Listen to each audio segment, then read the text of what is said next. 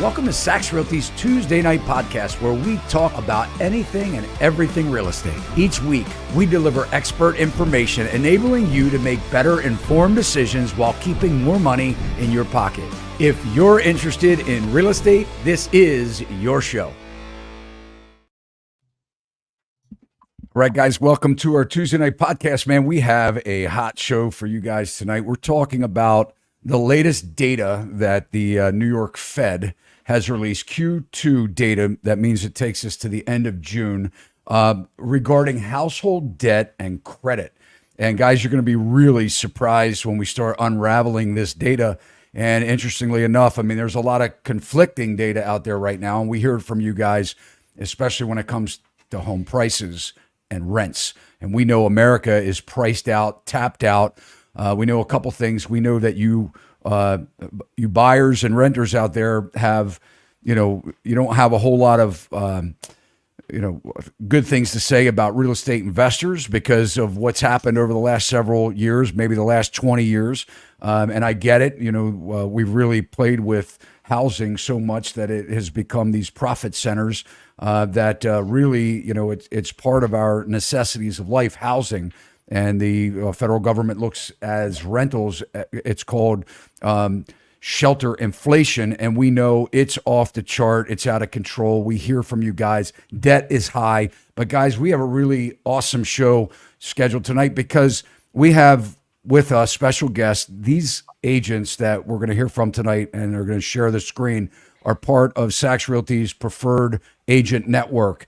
And so we have, we'll let them introduce themselves. But guys, great show tonight. We want your comments, your questions. Let us have it. You've got a bunch of agents on the screen here. Tell us what you think. We're going to hopefully answer some questions, debunk some myths, talk about, the controversy, who to listen to, who to believe, what you're seeing. We'll let you be the guide as well. But Melissa, welcome to our show. Thank you. You had the week off? Yeah, looking forward to another great Tuesday night. Welcome everyone to our Tuesday night podcast. So awesome to have our panelists tonight. Always a pleasure. We are, heavy on the East Coast tonight. So I'm going to start it right off. Irene Smith, thank you so much for joining our show. Thank you for having me. And I am Irene Smith with Sampson Properties, licensed in the DC area. If you're looking for a home in the DC area, give me a call. Not only am I an agent, but I'm also an author and I also have my own podcast. Generationally Speaking, it's a tongue twister, but come on, be a part, get in the conversation. Irene, thank you so much. Looking forward to hearing your thoughts tonight on what's going on in the news. Simonetta, thank you, coming all the way from Florida. Tell us a little bit about you. Hey, thank you guys. Great to be here. Appreciate it. I'm a broker owner of Pure 21 Realty. We're licensed here in Florida, North Carolina, and Tennessee. We also own the Florida Real Estate School by Pure 21 Realty. We actually license agents, take agents, make them brokers, do all the continuing education and post-licensing as well. It's a pleasure to be here, and I'm looking forward to our conversation. Thank you so much, Philip. We are also looking forward to the conversation, too. And rounding out the panel tonight, we've got Mike Urban up in Boston, Massachusetts. Hi, Mike. Hi, how are you? My name is Mike, as she said. I've been in real estate for over 7 years now as a licensed agent, 10 years as an electrician, and licensed here in Boston. We basically help people, both buyers and sellers and investors, make database decisions, right? Using a lot of inventory analysis to help them. That's pretty much what we do here. Awesome. Well, Thank you all. Thank you so much. We got a trainer, we have an electrician, and an author, man. I'll tell you what, we can't go wrong tonight. So guys, the first thing I want to do is we want to just jump right in because we have a lot to unpack, a lot of slides here to go over, and a lot of data to dive into. But first, the controversy, depending on where you look and what you listen to, it's all across the board. And a lot of this has to do with, how you look at the data, how you decipher the data. You guys are hearing a lot about the home prices skyrocketing, that we've seen the low, now prices are climbing again. I've showed you in prior shows that that's just not true. It is happening in other places, but it's really how do we establish the metric of that when we don't have inventory? And, if the housing inventory that is hitting the market happens to be higher priced than the inventory that was sold in prior months and quarters, then obviously the data will be skewed based on that information. But the issue here, guys, that we're really dealing with is that we know that inventory is climbing in days on market. So we know that inventory numbers are going up. We know the days on market is going up. We know that we're reaching 48 and 50% in the market all across the country of price reductions, which really is saying that the buyers are just saying no. They're priced out. They're tapped out. They can't afford the prices with the mortgage rates.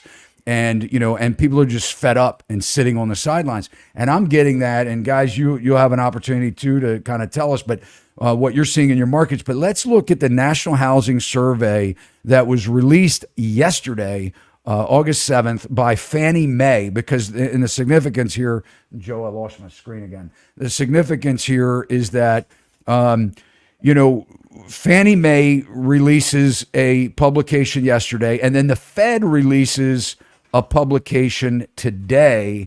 And, we're going to take a look at this. So the big thing with the Fannie Mae report is you're going to find this quite surprising, but guys, only 18% believe it's a good time to buy a home.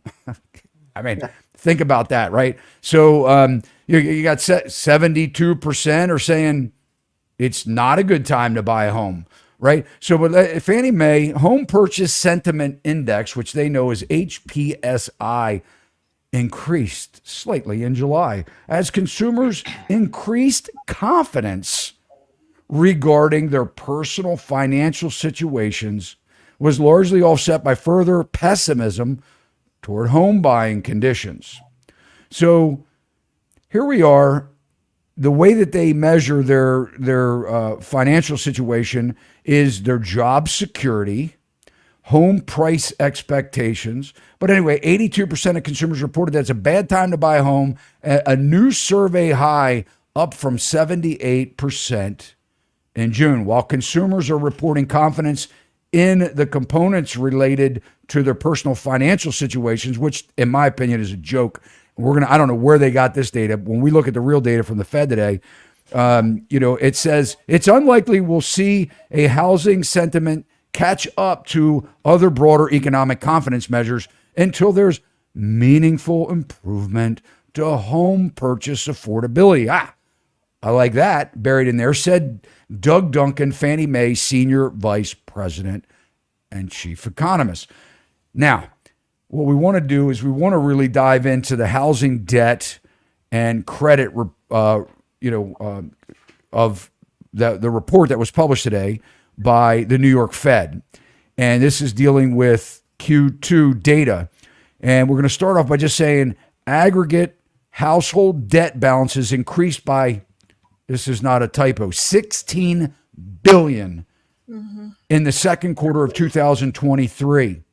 Balances now stand at 17.06 trillion and have increased by 2.9 trillion since the end of 2019. The outstanding HELOC balance stands at 340 billion, and that's basically where people get home equity lines of credit from their equity that they have on their houses. Which is scary. Credit card balances increased by 45 billion, and they now stand over $1 trillion. Congratulations, America. We have now surpassed $1 trillion in credit card debt. Auto loan balances increased by 20 billion. Other balances, which include retail cards and other consumer loans, increased by 15 billion. Student loans, they declined, though. And I'll tell you, one of the reasons is because here in Maryland, you can get up to $50,000 if you buy a house to pay off your student loan debt. But it declined by 35 billion. And here we go. Student loans, for all you students that owe money, you're now going to have to pay. Your interest starts accruing now in September, and you have to start making your payments again in October. So we'll see how that falls into what we're going to look at tonight. About 114,000 consumers had bankruptcy notation added to their credit reports in the second quarter of this year, slightly more than the previous quarter. Approximately 4.6 of consumers have had third-party collection account on their credit report with an average balance of $1,555. That's up from the first quarter. And about 39,000 individuals had new foreclosure notations on their credit reports in the second quarter. Though it was a very small increase in the first quarter, it's going up. We're going to take a look at those charts. And anyway, so let's dive in, guys. What do you think? Are you surprised at what we circulated today from the Fed? I think Phil, everybody's still buying cars. It looks like people are still buying cars. They're not buying houses to me. Yeah, I can tell you, it's such a dumpster fire. I mean, no matter what topic you look at, when you analyze it, 5 more pop out. You look at the car industry, people paying $1,000 a month to buy a Ford F-150, and then $300 a month for insurance. And then you look at that, and then you come over to your house, and you come over to your grocery bill that's gone up 30, 40, 50%. And then you look over here, your homeowner's insurance going up, and now your property taxes are going up. And it's like one thing leads you into another, and there's no end in sight. And it's overwhelming for people. You know, you wonder why 18% of people say it's favorable to buy a house. That's probably the 18% of people who are making money and have businesses and are self-employed, and have other incomes coming in, different streams, online businesses, you know, things like that. Over 80% of people in trouble, and it's not getting better. I think those numbers are low. I think it's worse, believe it or not. I don't think it's that low. I think people's debt, they're going in so much debt, and they're just going and going and going, and their incomes aren't increasing. You know, their children, they got to go to school, they have bills, you know, there's so many things out there, and they're just putting on credit cards. You're going to see a wave of bankruptcies.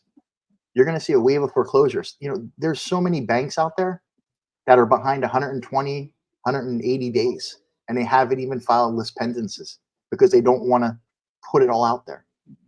There's so much coming, and I don't see any way out of it. I mean, you can't dig your way out of a hole if the hole's you're digging deeper faster than you can climb out. It's scary. I mean, yeah. Mike, let's ask you, Mike, what do you think? Why don't you think, you know, why is it that people have to go to channels like YouTube to get this information? I mean, we have a new, set of results, data results and we're going to dive into them that, I mean, we just kind of, I recapped, you know, just like an overall, but before we dive in, I mean, Mike, why don't you think we're seeing this in mainstream media? I think that mainstream media really sugarcoats a lot of what's happening.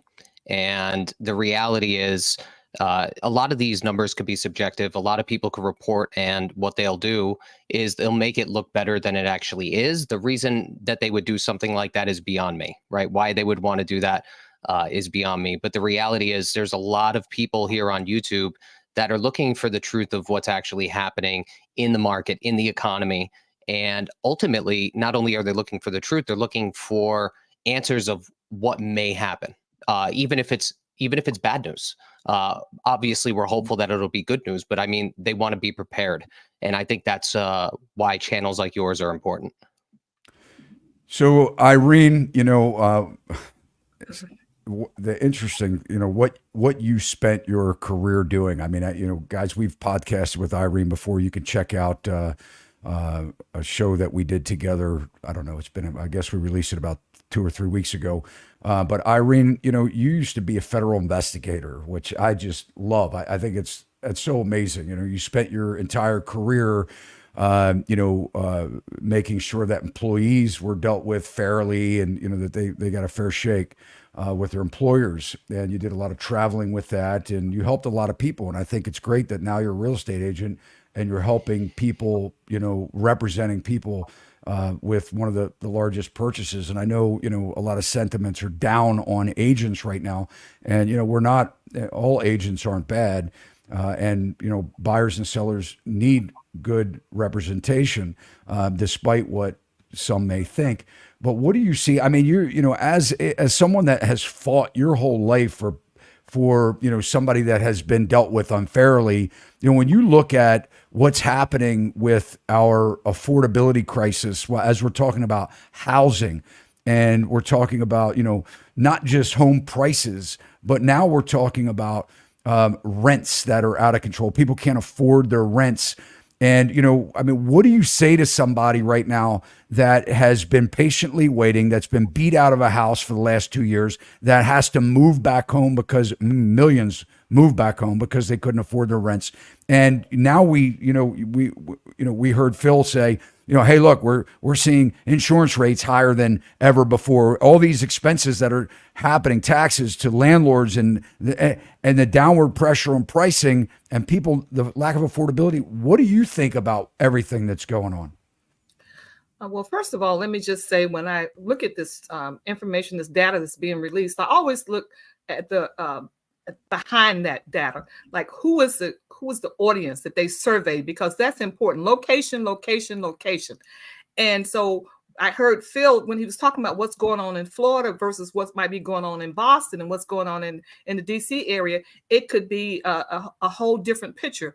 But when I hear that 18% of folks saying it's a good time to buy, and 70 whatever that other percentage is says not, it says to me that we're still coming through COVID. People were in COVID and they were doing some things, and some people were spending even in COVID, while other people were holding tight to their money. We also had we would get money was coming from the government to help.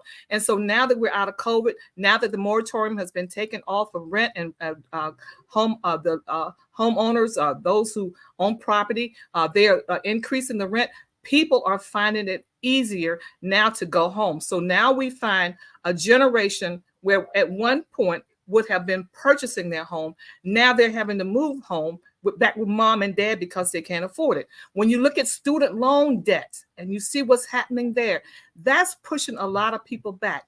But the good news is, I always say, if you have to move back home, okay, it's not the end. But if you move back home, you got to be smart and you got to be strategic. You got to start to set aside that money that mom and dad maybe not be asking you to pay rent. Set aside that money so that you'll have that pot of money when it's time.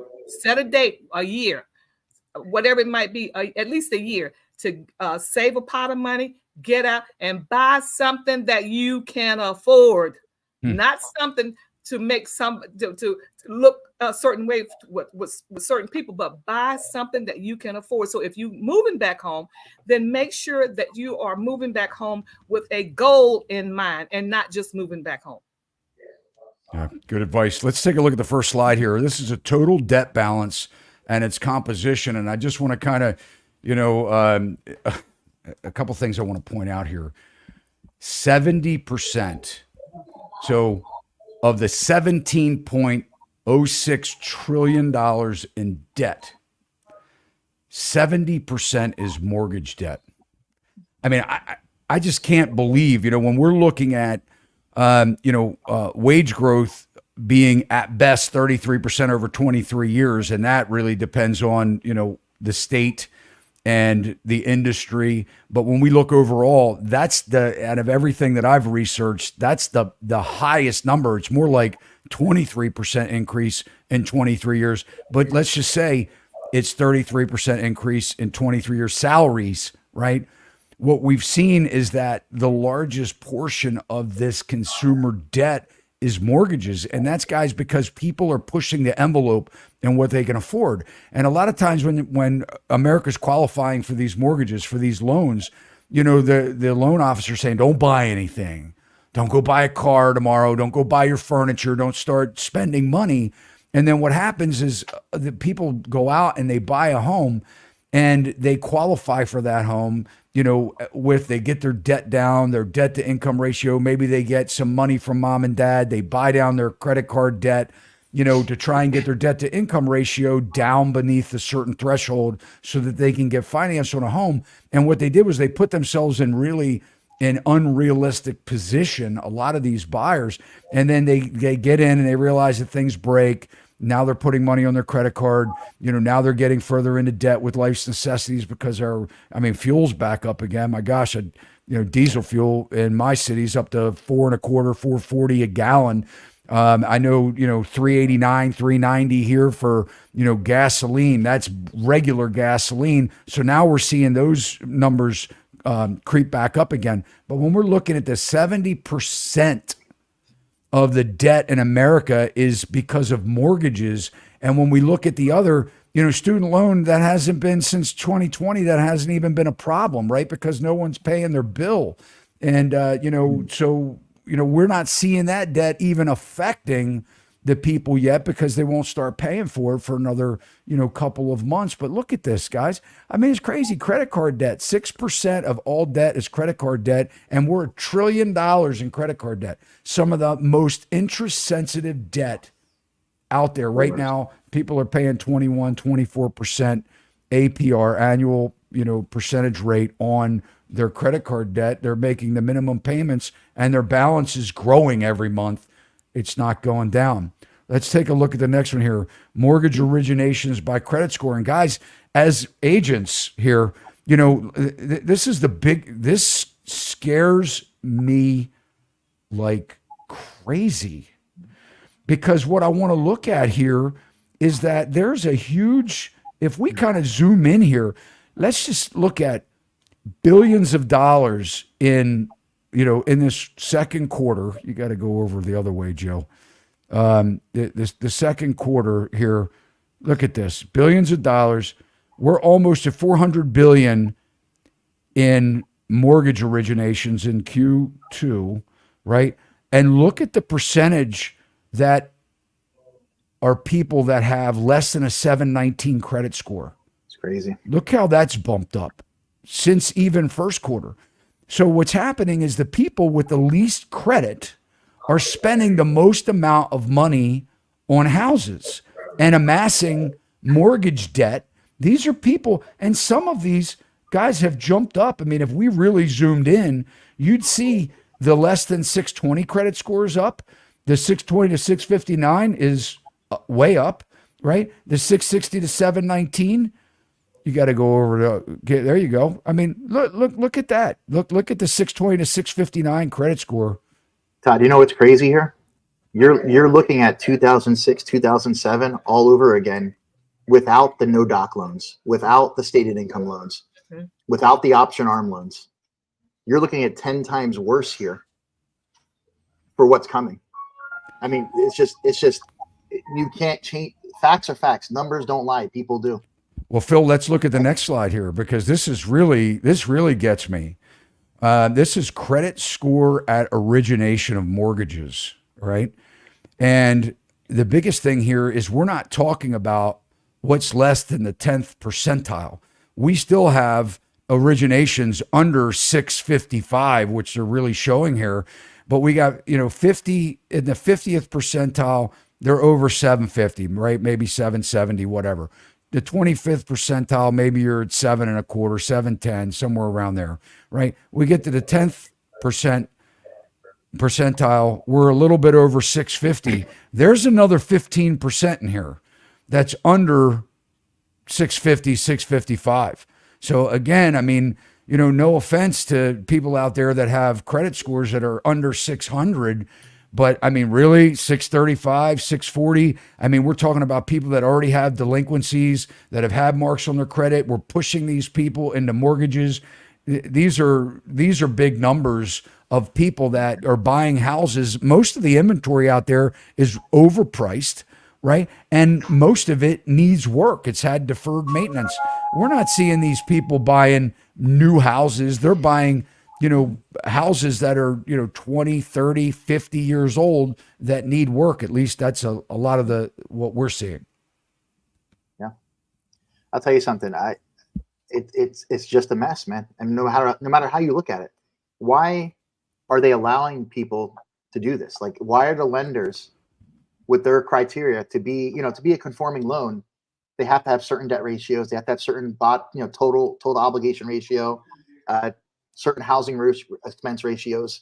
How are they doing this? If you take a mortgage payment and you take the taxes and you take the insurance and you divide that and you take their gross income and divide it by that, how are they qualifying to get these loans? I don't understand how the numbers are working. What kind of programs are they using? Are they putting these people in non-conforming loans? I mean, are they what kind of loans are they taking? 8-9% loans? Are they doing Well, interest yeah. I only? mean, you can What do are they the. doing? We can Five pull it up. arms? Joe, pull up the. Go to Google and let's pull up the 30-year mortgage rate. I mean, let's take a look at it. You know, and guys, what we have to understand is the government. Okay, they started the quantitative easing by buying mortgage-backed securities when we were in the first housing crisis, right? Yeah, So absolutely. what happened was, they dropped it. The only way, I mean, come on, investors are going to give 2.75% 30-year mortgage. I mean, Yeah. the government stepped in, started buying loans, right? Buying mortgages to encourage people to buy debt. We amassed so much debt in mortgage-backed securities on the balance sheet. Now the government's like, geez, we better start getting rid of some of that. We better start doing some quantitative tightening of our balance sheet. And we're going to let the secondary mortgage market, the investors have at it. We're starting to see the result of that. The investors are going, yeah, that's great. I'll do a mortgage, but I need like 8%. I need like 7%, right? So we're looking here. If you have a 700, this is an average $300,000 loan, 20% down. This is in Maryland, 7 to 719 credit score. You're looking 30-year fixed, 7.8%. Drop that credit score down, Joe. Drop that credit score down, and let's take a look, because we know that America's right about in this range right here. Look, you're at 8%. Jesus, man. Right, you're at 8% for 30-year. But now let's take the next slide, because this is really going to be. This is even scarier yet, because one of you guys talked about auto loans. Let's look at auto loan originations by credit score. This is crazy, man. First of all, we're financing auto loans for 7 years. Good grief, man. Doesn't anybody remember the time that, somebody told you that the minute you drive it off the lot, buy a used car, because the minute you drive it off the lot, it depreciates. Well, I guess not in the middle of COVID, when you can't get any cars and you can't get parts, and you have a, microchip that goes bad, and we don't manufacture these things in the US because we're too smart for that. And so what happens is, your brand new car is in the shop for 4 months, right? Because they can't get the part. So, used cars prices are up. But check this out. This is auto loan originations by credit score. Guys, in the second quarter, we had about $180 billion. Joe, I don't know if you can circle that, from the yellow down, the 40, a little bit over 40. No, you got it. There we go. We're in that far right column there, right where that yellow is. We're at about $45 billion of loans out of the 180 billion, or let's just say 25% of the auto loans in the second quarter were given to people that had a 659 credit score or less. We're pumping this debt up for these people, man. They're already struggling with their credit scores, and we're pushing them in more and more and more debt. Todd, I'm curious to know how much of that 70% of debt is over 6%. I'm curious, like they're just saying 70% of the debt is mortgage, right? How much of that debt is, what I'm saying? Like if they don't think they break that down. It's predatory, man. It's I agree. A lot of times, when you get people that have less credit score, a lot of lenders want to lend them money because they can charge them more. And the unfortunate thing is we get ourselves in situations where we don't have a choice. We need to ride, or we need to buy, or we need a house over our head. So what are we going to do? Right. I mean, what are we going to do? What you're going to run? I'm sorry. Go ahead. And that's the problem with when you're looking at this auto loan origination, when you're looking at those credit scores with 620, when you go out, when you talk to persons who are buying those cars and at that credit score, you find out they're desperate. And even though you're saying this is not a good opportunity, you should walk away from this deal, but because they want a car, they're gonna purchase it, and they're gonna pay whatever that interest rate, and that interest rate is extremely high. And a lot of times those same persons will end up losing the car, or the car will break down. I You had know, two buyers that were buying homes within the last 12 months that kept getting outbid. X, Y, and Z happened, rates increased, and they both bought vehicles instead of a home. Yeah. Wow. I think Wow. money is just burning a hole in people's pockets. I think they see the optics of people purchasing things and that trickles down. And I think that they want to do the same thing. They want to be included. They want to be part of that. So I don't know what it is. I feel like it's just this generation. I'm not sure, but I mean, these charts are proving that to be true. Well, let's- Accountability and responsibility. That's what Yeah. you're missing. And the other thing is you're going to see these lenders are loosening their guidelines. They're loosening the standards. That happened right before the crash because you understand the government and the banks need loans created to keep money coming into the market. How's money made in our fiat currency, in our world, in our economy? Money is only made when a loan is made. It's created. When you get a mortgage, that money is created out of thin air. The bank creates that through the Fed and is given out. They need loans to go out to balance everything. And if you remember, you could have a 600 credit score. You could have got an 80% first, second, 20% second from Countrywide, put somebody in 100% financing with a fast and easy loan. And they worked at McDonald's for 10 years and they didn't do a verification of employment. They did the VOE where they got the 2 years, but no income. You're going to start seeing those things again because they need to create these loans to keep everything moving, but it's going to collapse because the people can't pay the bills. One person, you got a husband and a wife or, a couple, and one of them gets laid off. They're 2 paychecks away from Oh bankruptcy. yeah, they're screwed. They're going into delinquency.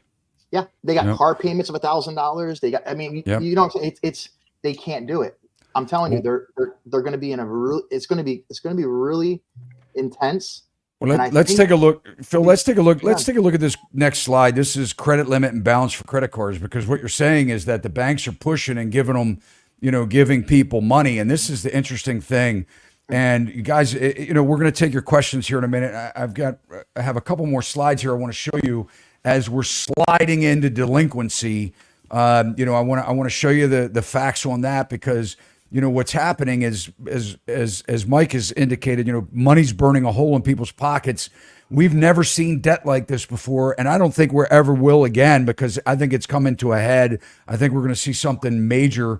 Obama took office in 2009 as one of the worst housing industries or housing markets, complete financial collapse. By the time 2009 hit, we hit the peak in 2006. We're on the same trajectory on, that path, I think, right now, where we have another election year coming up in 24. Somebody's going to take office in 25. Almost, there's like a carbon copy of what we watched happen with the great financial collapse of our time that we knew, right? 2008, the Great Recession, right? So let's look at this chart here. This is credit limit and balance for credit cards.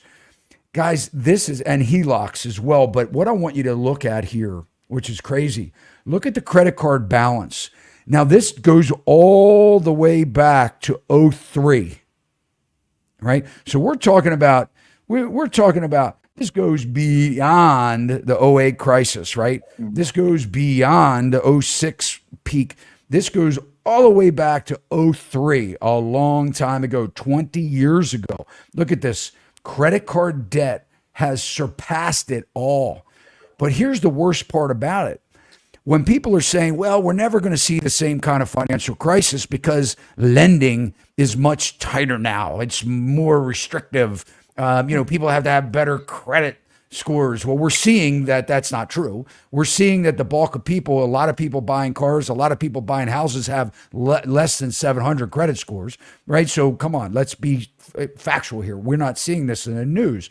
But look at what I want you to pay attention to is look at the credit card limits. Guys, it's almost to $5 trillion. So it's way more than the debt. So the banks are saying, hey, you know what? We might take this one on the chin here. We might get a lot of bankruptcies or a lot of, struggling people, payments and delinquencies. When the next slide is going to show you. But you know what? Let's just give them more credit because we know they're setting them up. ah, They're setting them up for a loss. life's And- hard. Life's hard. I and mean, you're they're- going to have to finance your groceries, finance your fuel, finance your house repairs. So we want to prop these guys up right. We want to give them more debt than they could possibly ever pay back, right? We already know that we're $1 trillion in debt. Let's go to the next slide, which is where we slide into the delinquency status. This is the percentage of delinquency 30 days plus by loan type.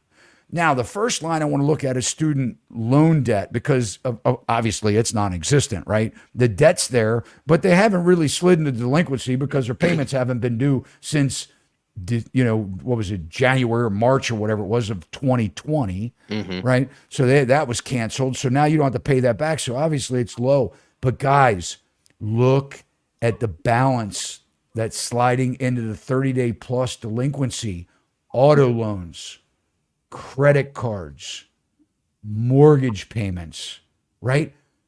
All three of those categories are going up since Q1 of 22.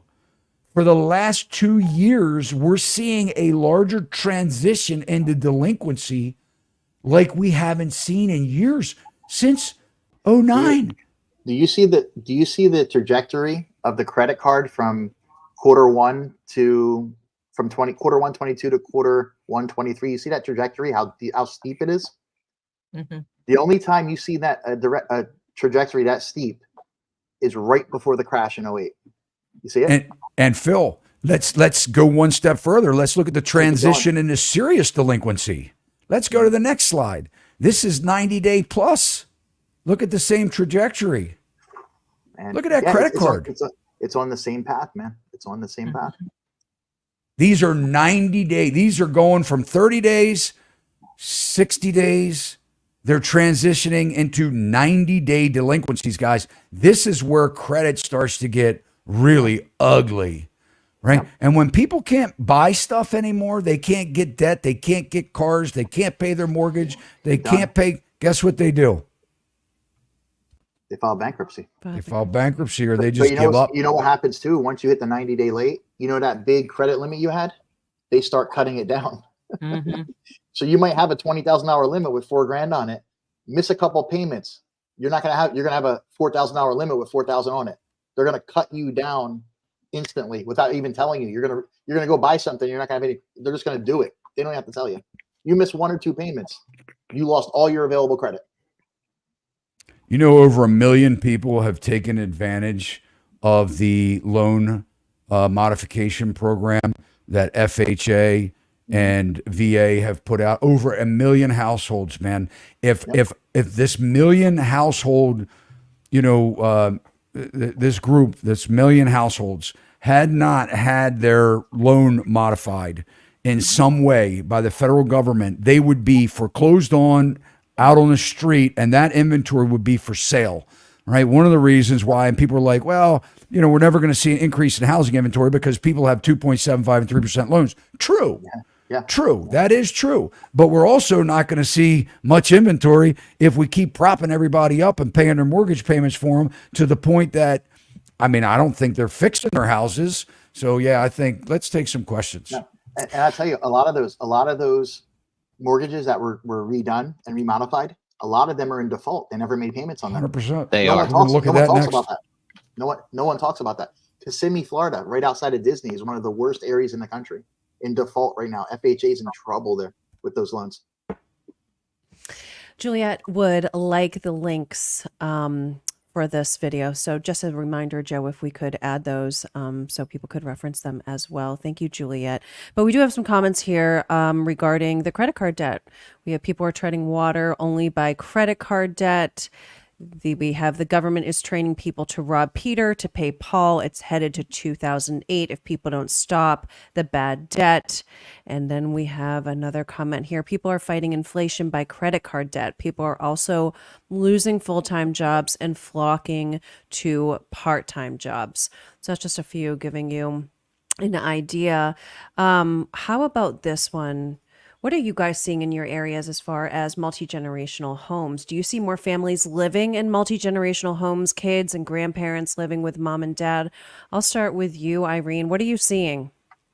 Not only are we seeing kids moving back with their parents, but we are experiencing in the DC area in Maryland people who are divorced and staying in the same house. It is unheard of, but that's what's going on. You know something? That might not be a bad thing. Keep families together somehow, right? Yeah. Yeah. Well, they can't sell the house. They want too By much money necessity. for it. You know, Yeah. I'm listing a house right now in Jacksonville, and the people are moving to Tennessee. And there's an in-law suite built into the house. I'm putting it on the market next week. They're painting, they're doing it right now. I know as soon as I put that on the market, because it's a legally done in-law suite. Mhm. And it's, you know, a 2-bedroom attached to it and a separate entrance, everything. I know it's going to sell because you're going to have a family, and then maybe the parents are going to live there, or you're going to have a family live. Maybe the husband and wife and the child will live there. Right now, I think you're going to see a lot more of people consolidating. I mean, it's happening all over the place. They have to. It's by necessity. It's not by want. You're going to see it. And all these big houses. Everybody has a 2,500 square foot house. Everybody has you got to see a couple with a 3,000 square foot house because they're keeping up with the Joneses, right? They have a Lexus here. They're leasing that. They're 2 paychecks away from that bankruptcy because they're keeping Mike, up. thank you. I did not mean to interrupt you. Excuse me. I just No, wanted it's to okay. get It's okay. Mike's thoughts on that. Mike, ahead. what are you? It's what funny are you that seeing? it's funny we should bring that up. I was at a listing appointment today outside of the city, and it's around a 3,000 square foot house. And they originally had a garage in the back of the house. I'll try to keep this as short as possible. Basically, the homeowners now have their 30-some-year-old son living in the basement of the house. They're renting out the main house. And in the Wow. back where it used to be a garage, they've converted that into a 1 primary bedroom, bath, and kitchen suite. So they're renting out the upstairs to tenants. They're renting out the downstairs, or maybe their son's living there for free, and they're living in the back house. I'm getting ready to sell that so they could relocate somewhere more affordable. And it's happening everywhere. And what Irene said about married couples or previously married couples living together, that's also happening a lot here as well, just because rents are so high in the Boston area. I think a 2-bedroom is around $3,000 a month. And it's expensive, but we're seeing a lot of this happen here. Yeah. Mike, I would Interesting. like to I'm going to ask the next question. I'm going to have you start this one off as well. As realtors, what percentage of buyers do you see being denied for loans? I think, well, I work in 2 markets, okay? So I know mine says Boston, but I actually have a real estate team in Pennsylvania too. And here in Boston, I very rarely see somebody getting denied for a loan, mostly because there's jobs that can support what they're looking to buy.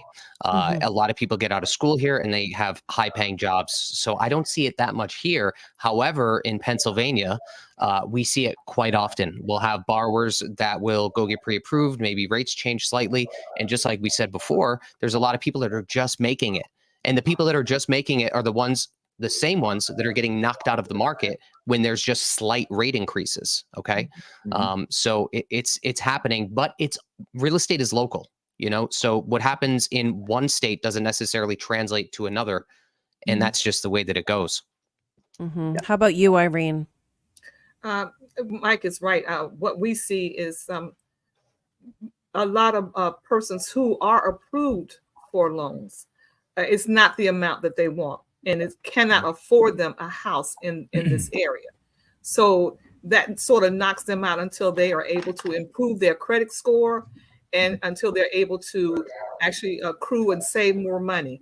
So when persons come and talk to me, if they're not approved for a loan, we try to put them in the pipeline to start to make the necessary steps so they maybe in 6 months to a year, they can be approved for the amount that they're looking for. Because it's difficult to buy a house in the DC area with $300,000. It's difficult. And so we really have to work hard to find them something. Yeah. We had the same thing. We have the same thing here. Everybody's getting approved. 6 months ago they were approved for 400 or 500,000. Now they're approved for 350. And what's happening is I've always got the mortgage qualifications, like the pre-qualifications, instead of the pre-approvals, because what will happen is the lender will underwrite them. They'll take the pay stubs, they'll take the bank statements, they'll take the IRA statements, they'll take the disability payments, whatever they're getting, their retirement, and they'll actually underwrite the file. And then all you need is the appraisal, the title, and the contract, and you close in 15 days, and then update the statements. But what that does for you is it's not like they're just getting a pre-approval where they look at the credit score and they're making 150 grand a year. Oh, you can buy a house up to 600,000. They never look at the credit. They never take the debt ratio. They never take out the 25% on the disability income. They're just throwing it out there. So these people are going to look at the house, and then when it comes down to it and they're underwriting it, it gets kicked. So I've been getting the mortgage qualification, mortgage contingent, or I say contingent, Pre-underwritten. Pre-underwritten. And then that way we get the DU findings. So when I'm making the offers, the DU findings go with it. And then that way it's almost like a cash offer. Like, we're done. Here it is. It's already done. And then when you're up against the cash offers, you're able to give them that and say, look, you know what we can afford. Here it is. Do a 20-day closing. You can do it. But You can't even get an offer accepted here in Boston if you're not pre-underwritten. Forget Right. it. Well, I have Exactly. people that And then were that's the game. pre-underwritten that ended up getting cash from their parents because there was so many pre-underwritten borrowers, Yes. which is, like we just talked about, almost as good as cash, that they ended up having to pull from their families in order to get an offer accepted and just go all cash with obviously no contingencies. Exactly. It's insane. Everybody can meet Escrow the cat. She's our mascot. She guards the office here. So Escrow. She's Escrow the cat. Yeah. Aw. She's the office That's mascot. funny. She hangs around, so she's kind of coming around the area. Yeah. That's cute. coming to get her. We did have a question here. Thank you so much for the super cash. Todd, as always, enjoy the show. In each of the respective markets, do you have any price points that are still receiving multiple offers? I'll start with you, Irene, on that. Well, as we talked about, the market, location. In certain locations, yes, you're going to get multiple offers. In other locations, you may sit on the market for some time before you get an offer. So it's location. But yes, we still are receiving multiple offers on property, but not as frequent as it was before. The market is slowing down in terms of multiple offers, in terms of persons submitting offers without seeing the property, in terms of folk submitting offers $5,000 to $10,000 over the asking price. Mike, what are you seeing? So last year, Q2 of 2022, we were in most of Eastern Massachusetts as a whole. We were seeing about 106% or roughly 6% over the list price in all of Eastern Massachusetts. I've seen places go as far as $600,000 over the list price. Right now, and this is significant to anybody watching in the Massachusetts area. Right now, in comparison to last quarter, it's at 103. So while it's still 3% higher, that's half of what it was the previous year. Okay, that's pretty substantial. So I think that Q3 and Q4 are going to really iron out a lot of what's going on, at least in our local market. But to answer your question, it does happen frequently here. I'd say 9 out of 10 listings are going over the list price. Yeah. And that has, and this is the thing, is so subjective, right? Because it depends on how things are priced. So my experience here is, you can see multiple offers in every price point, in every, whether it's, our meat and potatoes type of, price point, our median price, which is our first time buyers, certain counties, maybe that's 450,000. If we go in the Baltimore City, that may be 200,000. But what we're seeing is it all depends on what you're starting out with. So if the home is overpriced, it's not getting any offers. And if it is, there are offers that the seller initially won't take. I was just talking to an agent here locally. I had an attorney that I do business with, that's given me some business, his clients. And he said, look, can you talk to this agent is selling this house and see what you can do? Maybe give us your opinion on how the house is priced because it's sitting. And, when I talked to the agent, the first thing they've had a major price cut. And, the agent saying, well, we started out too high, and so, a lot of times the sellers, now is not the time to hit the market with a high price. Went back, well, I'd say before June of last year, I would go in, or an agent would go into a listing and say, well, it comps at about 850, and they'd say, well, let's make it 950, and you'd sit there and go, 950, well, that doesn't make sense. You're like, okay, let's do it for 950, and it sells for $1 million. You're like, and the seller's like, see, I told you, I thought we got the best house, we got the best carpeting, and certainly there's no other house on the block like ours. And, that worked just because people didn't use common sense. They looked at a list price and thought that was fair. They looked at Zillow that fluctuated based on the list price of the house. I watched Zillow raise the listing price of 150,000 higher than what their Zestimate said in 2 days. I mean, they went up 150 grand because we listed it for 150,000 more than what the Zestimate was. It was overpriced, but Zillow met the price. They're like, oh, well, it must be worth this much. So people were looking at Zillow. They were going, oh, well, Zillow's price says it's worth that. They were looking at the listing price, and then the agent's like, oh, you got to at least put 10% over the list price or you're not going to get the house, right? Now, are these cash buyers? How are they getting the appraisals? Like, are these cash buyers? Well, it didn't. What's appraisal? Appraisal didn't matter. Everybody was doing over appraised. Yeah, that's true. They're putting the extra money. They're putting the extra money. But my point is that no one looks at list price. That's what burns me up. They say, well, the prices are up over last quarter, or the prices were up from last year. You got to look at the list price. What Mike is saying here, he went from 106% average price, meaning 6% more than the list price. The 100% would be par at list price. They were given 6% more. He's saying that they've seen a drastic reduction in price because it went to 103%. So that's an improvement, right? Mm-hmm. Is what Mike's saying. But what nobody's talking about is, where's the house priced? Did the agent, it doesn't matter what the list price is. If I have a house that's worth $750 real money, and I list that house for $699, I'm going to get $800,000. Because it's perception. It's perception. So it's like you got to look at the data. What we have to look at is the cooling of the market as the metric. We have to look that sales are down 25, 30% across the country. The reason that we're seeing inventory stay on the market longer, the reason why we're seeing 40 to 50% of the inventory on the market that's been on the market for more than 2 weeks or 3 weeks experience a price reduction, is because it's softening. Buyers can't afford the house. I'm talking about the bulk of the buyers, man. I'm not talking about the guys that have 100%. A whole bunch of cash in their pocket. I'm talking about the majority, not the rule, not the rule. Yeah. So when we're looking at the market saying, oh, it's hotter than ever, it hasn't cooled off, but we're looking at sales that are down 30%. When we're looking at inventory that's down 50%, what are we comparing it to? They're taking a segment of what's selling. They're taking a segment of the 20% are buying cash, and they're only using that data. That's what they're doing. I'm telling you right now, prices are coming down. Big time. 20, 30%, I think. One thing that we look at, if you don't mind me chiming in, is we also take into account unsold data.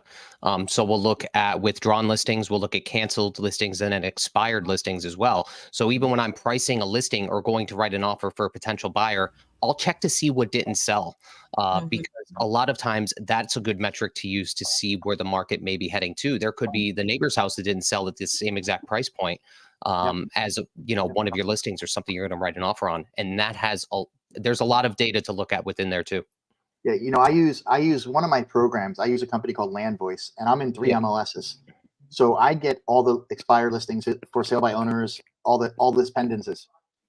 And I'll tell you something. In the last week, I just did it today with a couple of agents. We were doing some training, and I looked back 1 week from today, and in all 3 MLSs, there was over $5,000 or 5,000 listings that came off the market, either expired, canceled, or withdrew. Over 5,000 in 3 MLSs in a week. That's not counting the deals that fell apart. That's not counting, any other transactions or any other problems. That's a big number, man. Sure is. Big number. And what's happening here is that, you know, the sellers are saying, I mean, they're having a hard time admitting that their ship has sailed. They missed the market. If their house is not perfect condition, if it's not in a great location, if it's not priced right, it's going to sit. But the biggest thing here is the buyer demand is just backed off because America's saying, no way, I'm done. I'm tapped out. I'm not playing this game, right? We have ran the gamut. Guys, just look at this, okay?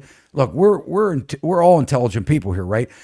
The numbers, what we have to do is brace ourselves for the fact that this has been a hard road for the majority of buyers in America, right? We've had more investors buying real estate over the last decade than ever before. It has climbed to a number that is in some cities, like in outside of Dallas, these neighborhoods, some of these cities, 48% of the homes sold were to investors, right? These people are competing. We had the biggest companies in America like Zillow buying homes, right? They realized that their own Zestimate wasn't a good gauge of home pricing because they lost so much money, right? Investor money. I mean, whose money is it? You know, I always say, well, I can lose all the money I want as long as it's not mine. But the point is, we have to face the music that the buyers can't afford this. And what's happening here, guys, is if you want to sell a house, now imagine we're quarreling. You know, here we go. So I can look at all my comments on our YouTube channel, right? And I can see where they're like, oh, but Todd, you're not right because we're lack of inventory and the prices in my town are skyrocketing, right? Okay, you have such lack of buyer demand that you are so lucky that there's so little inventory out there right now. Because let me tell you something, we're in a population decline. If it wouldn't be for immigration in the United States, we're having less babies later in life. Population is declining, okay? We have plenty of housing out there. In fact, you're soon going to find out we have a glut of ghost inventory, second homes, Airbnbs that people are losing money on, investors they're going to get slammed. Let me tell you something. If you're a real estate investor, you're not paying attention, and you bought a house in the last 3 years, you're about to get crushed, right? Because the downward pressure on rents is going to be so tremendous, right? The Fed's telling us housing inflation has got to come down, right? So when we're seeing rent controls, we're seeing increase in cost, fixed costs that won't go away, insurance, your taxes. Mortgages are going to be doubling because your commercial loans on residential properties are getting ready to refinance that because you've had them for 5 or 10 years. And now you're going to be not looking at 3%. You're going to be looking at 7 and 8%. And you're going to say, I need more rent. And they're going to go, we can't afford to pay more rent. Right? And so you're not going to be able to get it. So you're going to start losing money. We're going to see inventory increase. The only thing that's patching this whole thing together is there's lack of inventory and jobs. Let me tell you all, the minute that we start seeing layoffs and the inventory hit the market, as long as we got 8% mortgage rates, prices are coming down. It has to. There's no way it can't. It's gravity, right? It has to. And the thing is, the people can't afford it. So we have to find a solution for people. You know, we're going to be dealing with people short sales. We're going to be having, you know, the investors, the hedge funds, man, they're waiting. You know, there's going to be short sales. There's going to be banks taking 20, 30% losses on the balances. They're going to be all over the place. You know, and that's the other thing. A lot of people are leaving the industry because the easy deals are done. You know, if you could pivot to short sales and REO, you know, you'll be more successful in real estate doing those deals than you were when the market was hot, if you can work those deals and get them. Let's take a look at mortgage rates or mortgages. Let's look at mortgages. Let's look at delinquencies. Let's pop them up. Quarterly transition rates for current mortgage accounts. So here, guys, we're gonna show it to you right here that America can't afford the mortgage payments that they're in right now. And you could sit there and say, "What? You know, look, guys." A million people, households, over 1 million have taken advantage of loan modifications. They've really stretched. They'll do a 40-year loan modification for you. They'll take 30% if you're in default, 30% of your mortgage balance. They'll cast that as a second mortgage, interest fee free, remove it right from your payment. FHA will, VA will, on people that are struggling to pay their mortgages, right? And so here we go. This is transitioning from 30 to 60 days late and 90 plus days late. Look at the 30 to 60 days late category. You could see the trend line since Q1 of 2021. Now it's still a low number if you compare it to '09, but what I want you to understand is it's going up. Yeah, So if we were in I such great can't see financial shape, this would be going down or flattening. It wouldn't be going up. I can't see this being accurate. It can't be this low. Well, I mean, it's just from what we're it's the dealing same. It's the same as it was in Q1 of 2020 before the pandemic. Yeah. The yeah. reason it dropped was because, now keep in mind, we're backward looking data and the real estate industry takes a while to catch up, right? I mean, we got to wait till all the real estate agents upload the MLS data according to the MLS, which is hogwash. We should be able to look at accurate data, but it's a major financial market, guys. And what we don't want, at least, especially in election year, what we don't want is to look at really upside down, catastrophic numbers, which they would be if we weren't bailing people out for the last several years. But here we go, right? Q2 of this year is at the same level as Q1 of 2020 before more money printing ever in the history of the United States, right? 2 years we printed more than 200 years, more stimulus, more debt relief, holding college debt, student loans for years before they have to pay it back, making a mortgage moratorium, making it impossible for banks to foreclose. It doesn't matter what kind of loan it is, right? Now we're starting to see where that's like creeping back up again, right? We're looking at the transition lines are headed in the wrong direction. Let's look at the number of consumers with new foreclosures and bankruptcies, because this is going to show it too. Here you go. Look at the trend line. It's going up over the last couple of quarters. Still low, but my point, guys, it's going up. And I think as we look at the data here in the quarters to come, it's going to get worse. Yeah, I think as soon as the jobs slow down and because they're trying to raise the unemployment rate. They're trying to do that to balance the inflation. As people start losing jobs, you're going to see this spike. They're not even accurate and honest about that. Who's reporting this data? Yeah, I'm telling you, it's something. Let me tell you, I could get started on a complete tangent of the amount of people in this country that could work that don't work. Absolutely. Don't even get me started on that, right? Yeah. I remember, I used to own these properties, and I'm not going to say where, but it doesn't matter. But I own these properties, and anytime I went to these properties, any time of the day, everybody's home. Yeah. I'm like, man, I'm looking at the people. I'm like, what do you guys do, man? Well, they're incentivized not to work. That's the problem. Incentivized. They're incentivized not to work instead of making a better life and creating better things and giving a better start to the next generation. They're incentivized to do that. The most disturbing. Go ahead, Irene. I'm sorry. I spoke to a lady today. Met with her briefly, and she is actually 6 months late with her mortgage, and she's been asked her had she spoke to the mortgage company. She has, and what they did was they put her on some type of program that she could pay any amount towards her mortgage for 3 months, and then she'd have to come back again and pay any amount on that mortgage. But she's lost her job, and she's really trying to find a job to get back on her feet. So but she's in a house. I'm not even sure that she can afford to even with a job. I'm not sure that she'll be able to afford that house. And so that's, for me, is telling me that there's an epidemic out there, that there are others just like her that we haven't heard from yet, but they are going through the same thing. That's what we were talking about. I'm telling you, that's what we were talking about before. There's millions of loans that should have been foreclosed on. The list pendants should have been filed months ago. That's one. They're all over. The banks are afraid to foreclose because they know if they foreclose, it's going to bring everything down, the volume. All right. So Irene. Yeah. So this person, this homeowner that's in the house that can't afford to pay the mortgage, they're kicking the can down the road. She doesn't have a job. Matter of time. She should really be foreclosed on. I hate to say it, right? I mean, if you look at it, she can't afford it, and she's going to have a hard time catching up. Now, I hope she can. I hope that I'm wrong. But I've seen this so many times. So here's what happens. I hope that the heating and air system doesn't go up in the house, because this is what I've seen. What happens is when someone's not paying their mortgage, they're not maintaining the house. Absolutely. So if the roof gets a hole in it, it's raining inside and they're going to take a bucket. I was in a house not that long ago. They had mold growing off the wall, 13-year-old living in the house, right?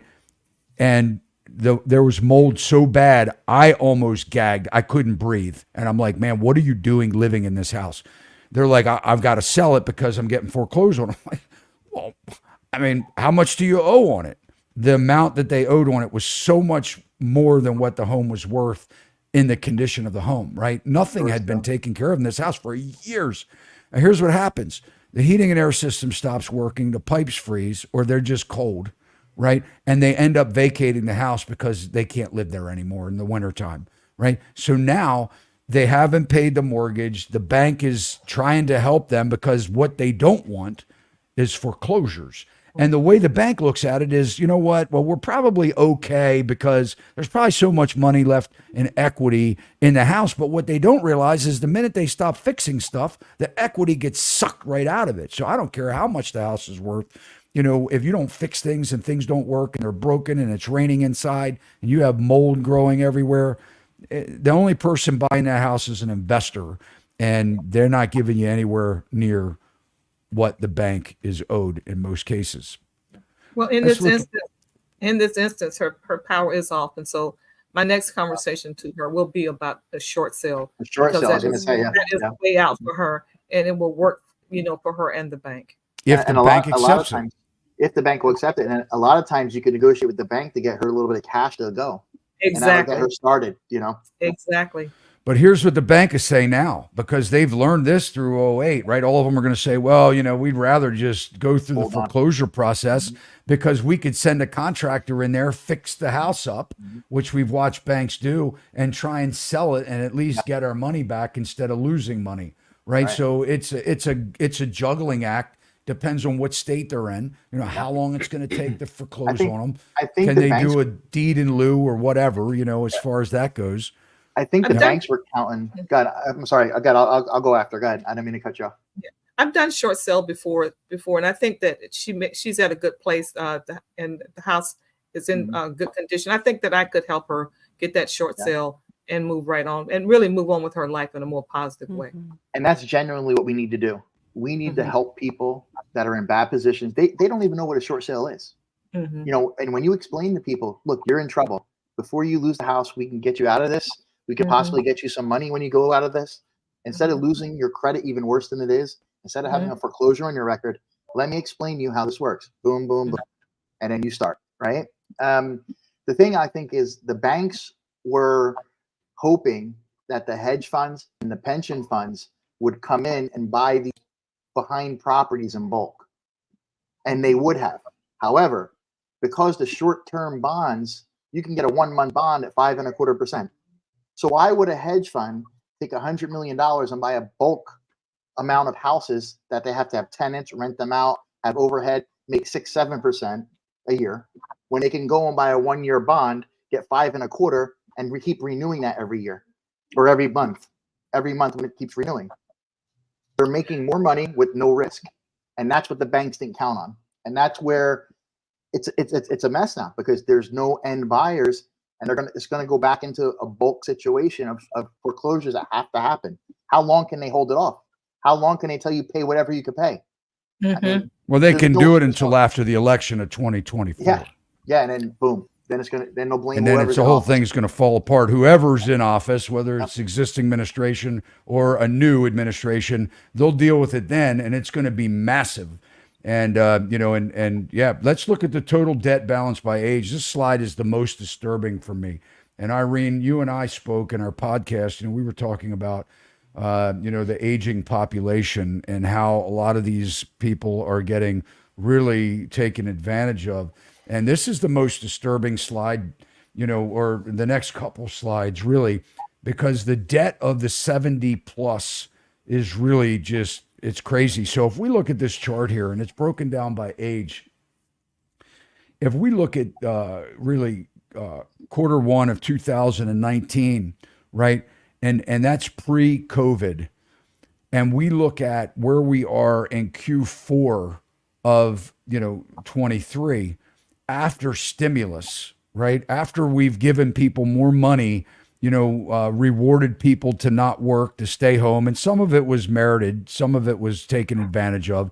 Companies took PPP money. Some of it was merited. Some of it was fraud.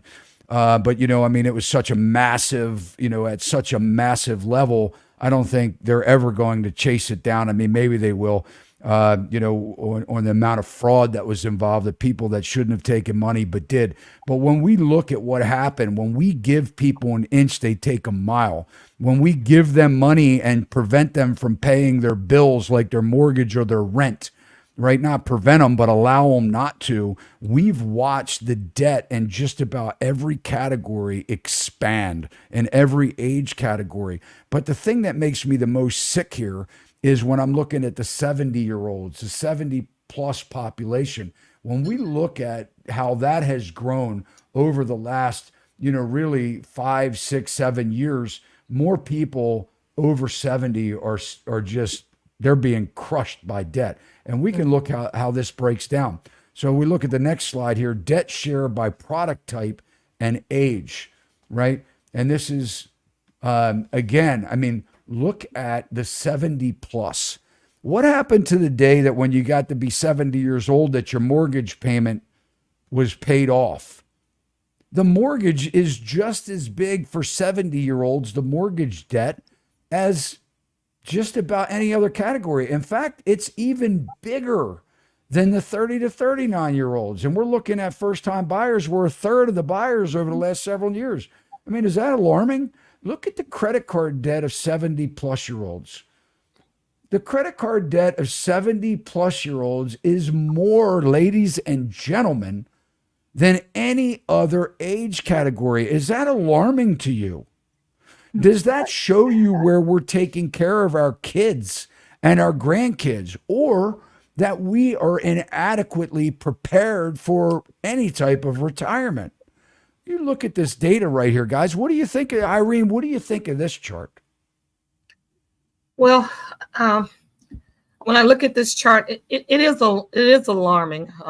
When I look at the mortgage, people are at 70 plus are sometimes entering into the marketplace again by buying into these 55 plus communities and getting mortgages, and not so.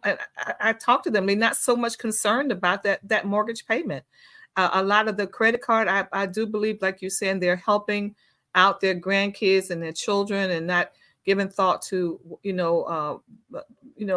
they have to repay this back. And then also people are trying to take care of themselves with their medical conditions and prescriptions and a lot of other things, paying for using a credit card to pay for these things. So while it is alarming, I'm just not surprised by it, because I do see people 70 plus 50 65 and older moving into these communities, and they're creating new mortgages. They're not necessarily selling a home and paying cash for this new home. They're moving and creating these new mortgages. And I don't know why. Todd, could some of that be, because some of that 60 to 70, can some of that be reverse morttage debt? I was going to ask the same thing. Maybe, does it matter? Does it matter? But I'm saying that, and then also you got to think about it this way too. A lot of the older people are having the younger people moving in, and a lot of them are taking on the debt and insuring it. So, for example, they'll buy a house. The kids are moving in. They'll get a mortgage on it, put 10% down. They all pay the payment, and the mortgage is insured. One of the parents passes away, boom, insurance covers it. You're probably seeing a lot of that being done. But it's backwards, man. This isn't, we're going in as America. We're going backwards. We're not going forwards. It's disgusting, actually. Now, and let's look at this. So another thing I want to look at here, because this is really, man, this just gets me, right? When we talk about paying off student debt. Now, look, guys, I'm from a background, you create a debt, you pay for it, right? And if you went bankrupt and you're listening, you went bankrupt, you did that, hey, I'm not judging you, whatever, to each his own, right? But I want to talk about the number one topic that we've been discussing here is this student debt. Let's pay off the debt for the kids. Let's pay off the student loan debt. The biggest student loan debt, if you look at this chart right here, is between 18 and 29-year-olds. Suck it up and pay off your debt. Here's the thing, right? I mean, get a job, do like everyone else did before you, and and pay your loan. We want to give these because here's the thing. Why? Because you're 29 years old and you went to college and you're not making the money, or you decided to go away to college. And I mean, this may not be popular, but guess what? Here's the way it is. You want your debt forgiven. Maybe you need to listen to this. So you chose to go to college and you took a study that you don't like. And, and I get it. The universities are partly to blame. So screw the universities, not the American taxpayer, right? But here's the thing, right? These universities, they put fluff into it. Yeah, they charge too much money. I get it, right? But you decided to go to college and you signed the documents. Right. But the bulk of the student debt here, guys, are people 18 to 29. Let's not set them up on the wrong foot of saying that you can get yourself into debt and it can be forgiven. Right. Yep. There's That's accountability. what I have to say. There's accountability. Accountability. Right. You take responsibility. You have to pay that. And Amen. And something, it's what the colleges are doing. The colleges are getting more money. They have billion-dollar trust funds. They have all this money, and they just keep making more because the government keeps giving the loans to the kids. They keep raising the loan amounts, and the government just keeps giving them the loans. But if we keep giving things for free and we keep bailing people out, and I mean, people are happy, like, hey, I just had my student debt forgiven. Well, I guess you're happy. I'd be happy too, right? I mean, let's face it. If you're dishing it out, go ahead and dish it out. But my point is it's not right, right? Let's look at the next one. Transition into serious delinquency, 90 days plus by age. Guys, you're going to find this alarming, right? I mean, we could be all night looking at the charts. I'm just trying to pull out the ones that really are showing us what's going on. Here's the thing. 18 to 29-year-olds. So I had somebody comment, well, you can't really look at the 18 to 29-year-old debt because they don't have any and we're not, whatever. That's crap too. Yeah, I mean, 18 to 29-year-olds are racking up debt. Look at this credit card. Look at this credit card here. 18 to 20. I mean, look at the delinquency. 18 to 29 is the highest line of delinquency. These young people are defaulting. What are we teaching them, America? What are we teaching people? That they can buy stuff and not pay for it? Yeah. We're encouraging them to get into debt. We need financial literacy to start in high school. About it. Instead of some of the other things that we're teaching, okay? Let's keep on going. So next one, you guys, you may not like this show.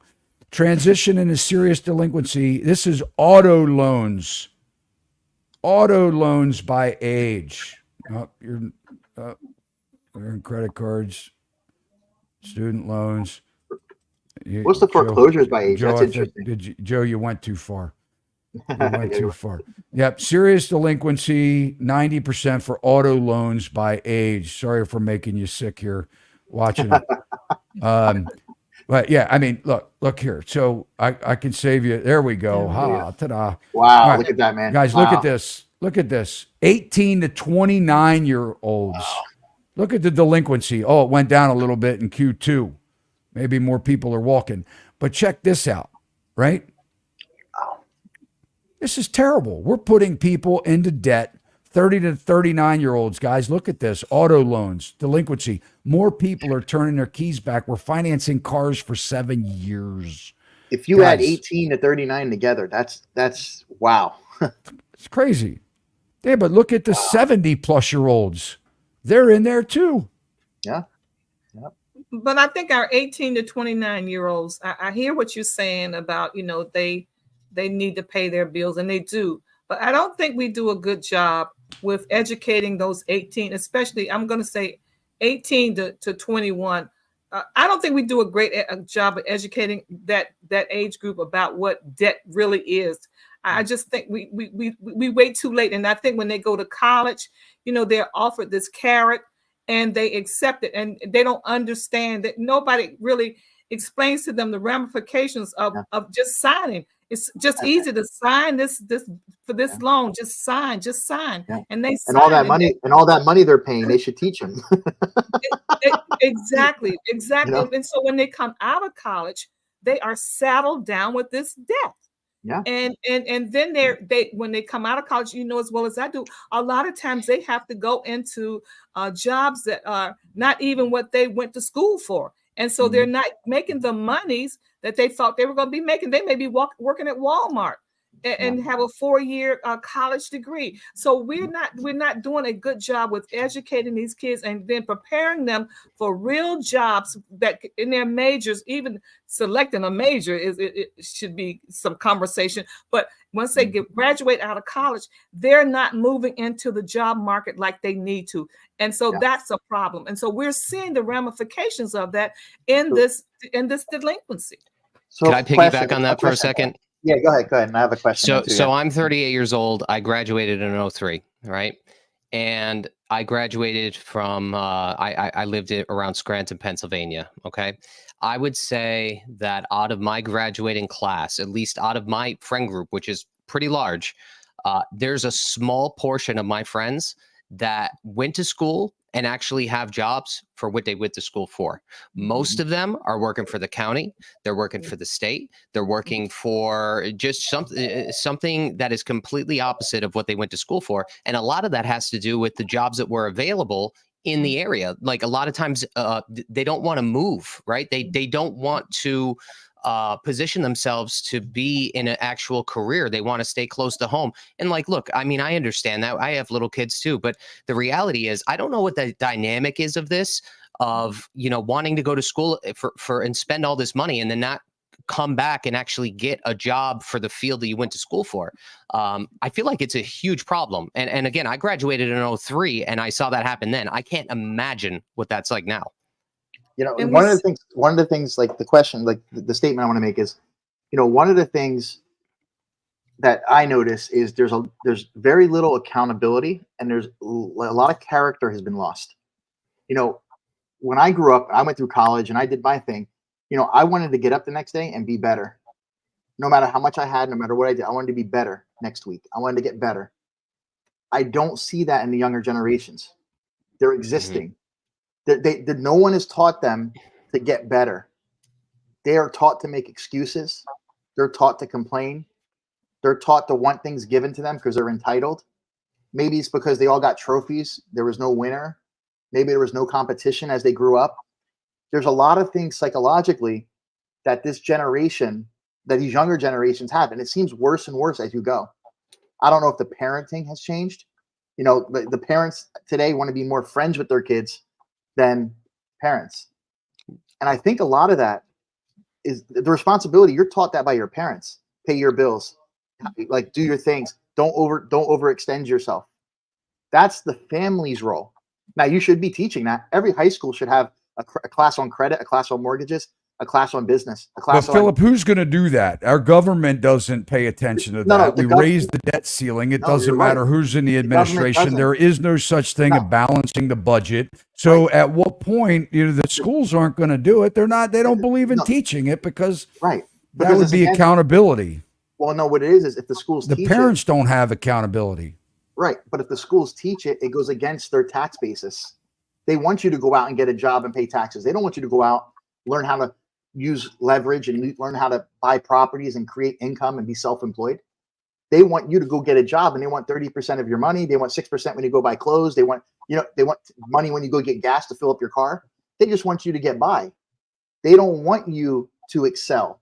The only people who excel teach themselves or have mentors or have different projects and different people that they work with to grow.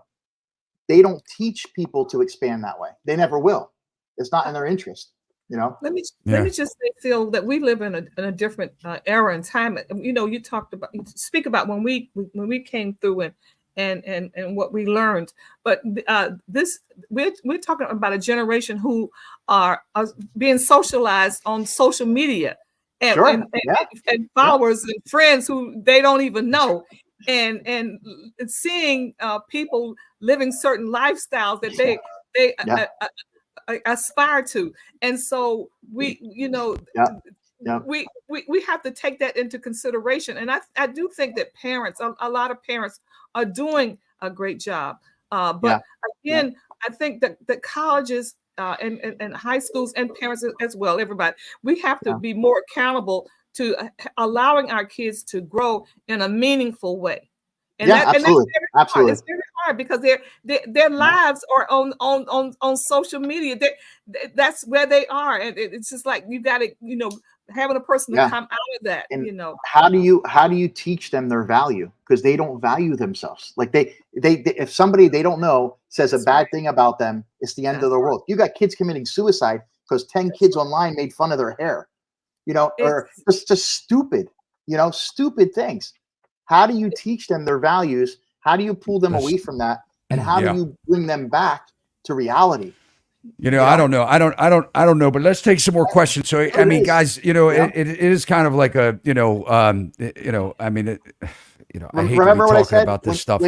When you look at one thing, Todd, when you look at one thing, 5 things pop up. When you look at another thing, 5 things pop up. That's the mess that we're in. I think that the big thing here is, the data that just came out is disturbing. And I think, guys, if you're listening to any of this, I mean, we could sit around and we could bitch about, everything that's happening in the world today. But the fact of the matter is the data is disturbing. I mean, when I read this morning, I was like, and to kind of bring it back home, and we'll take some questions. And guys, look, I don't know what any of this stuff means. All I can say is that what I wanted to do here this evening, besides talk about this data, was the fact that you guys need to come to the senses that this can't keep going the way that it's going. And I want you to understand so when we're hearing, the mainstream media, for crying out loud, the mainstream media saying the housing market has seen the bottom. The housing market has seen the bottom. Go out and buy now, guys, because the prices are just going to keep going up. And you better not lose out. And hey, this is great. The recession's canceled and all this stuff. We can't deny the fact that we are in debt like we've never seen before. And miraculously, we're not going to see 100% increases in salaries. So when we look at all this stuff, we have to be honest with one another and say, wake up. Pay attention, you young people that are out there right now that are thinking that you have to make a decision today. You've got to win it all by tomorrow, or you're going to be missing out. Let's just slow down, recapture, the things that are important in our lives, and not listen to the media saying go, go, go, go, go. Pay attention to the data. Let's take some questions before we. Very valid point here. We live in the future now where data and market moves at light speed. And back in 2008, these apps didn't exist. So I wonder how fast the dominoes are going to fall. Weeks, days, hours, seconds. Fast. So yeah, very fast. Yeah. Let me just say with AI, everything has changed. And we're going as agents, and parents, period, we're gonna have to wake up, because with AI, everything has changed. A lot of jobs are going to be lost with AI. Believe that. Yes. Believe that. Yes. Yep. As agents, we have to understand, we have to tell people, look, as agents, as real estate agents, I don't care what AI brings to you. It cannot replace a real estate agent. That's all I got to say. Great. Mm-hmm. And how about this one? What solution is there? This has been a reoccurring question in the comments. I mean, we're talking about all these problems. So what is the solution? Letting the market crash over and over again? Mike, what are your thoughts on that? That's a loaded question. To be honest with you, that's why we're here. We're trying to, talk about this and figure out solutions. I think if people had solutions, we wouldn't be nearly in the problem that we're in. I think this is what I think, without giving a direct answer. I'm not trying to tiptoe around this. I feel like we're heading into an age where there's more data and more tools to quantify that data. Okay. Any data, okay, is good data, even if it's off 10 years from now. So I feel like, maybe if things do crash, maybe the recovery will be different, or maybe the crash won't be as bad. Obviously, I'm being a little bit optimistic here. The signs are pointing towards a crash, obviously. But on the back end, I'm hoping that we have the tools and the knowledge in order to recover faster because of the data that we have available to us. I don't know what the solution is. I think that everything trickling down needs to tighten up, including mortgages, jobs. Just from people wanting to work. I mean, how many areas are there people hiring and nobody wants to work? I mean, it's just a whole revolution of things. That's a problem, and it all needs to be corrected.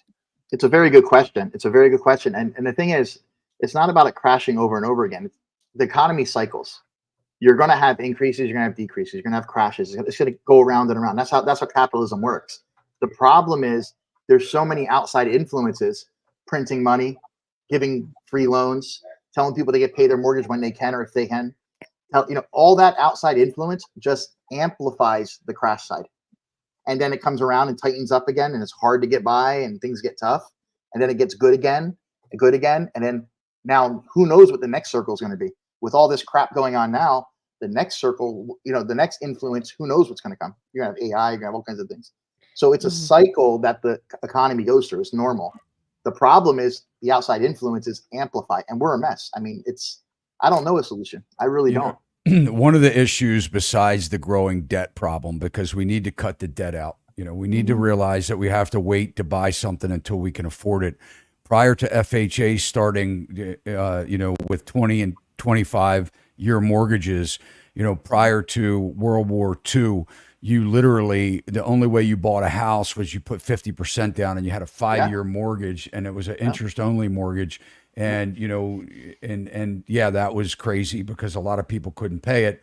But FHA came in and started with the debt and extending, you pay 3 times the amount for the house if you keep it for 30 years because of the interest payment. But we've taught America that we run by payments, not by what we can afford. And you think that you can afford a payment. The problem is if you can afford a car and you pay cash for it, it's paid for. And if you lose your job, you're not going to lose your car. The problem is when you buy payments today and then you have a financial situation that happens or you overspend and you realize that you can't get out of debt, so we've got to control the debt. That's number one. Number two, we have to bring back housing, affordable housing for America, because we are screwing with something that is a necessity of life. Because we took housing that was a 1,600 or 1,200 square foot house with a 3-bedroom, 1-bath house that was a primary residence to raise a family, to have a safe, secure roof over your head, and we blew it to McMansions. We brought in more government regulation than we needed. We now make it so expensive to develop and build houses. Take a helicopter ride or a plane ride. We got plenty of land, guys, right? But the problem is it takes 10 to 15 years to develop the land. And there's so much money that goes into it, and so many people with their hand out, and so many special interest groups that say, get this put in, get that put in, get this put in, and, require this and that and everything else when we're to build a house. We need to cut the red tape. We need affordable housing. And we can't glamorize making money on housing like we have in the last 10 to 15 years. If you turn to social media, look, I've been a real estate investor. I've been a builder. I've been an investor. But we glamorize this stuff. There's nothing glamorous about it, right?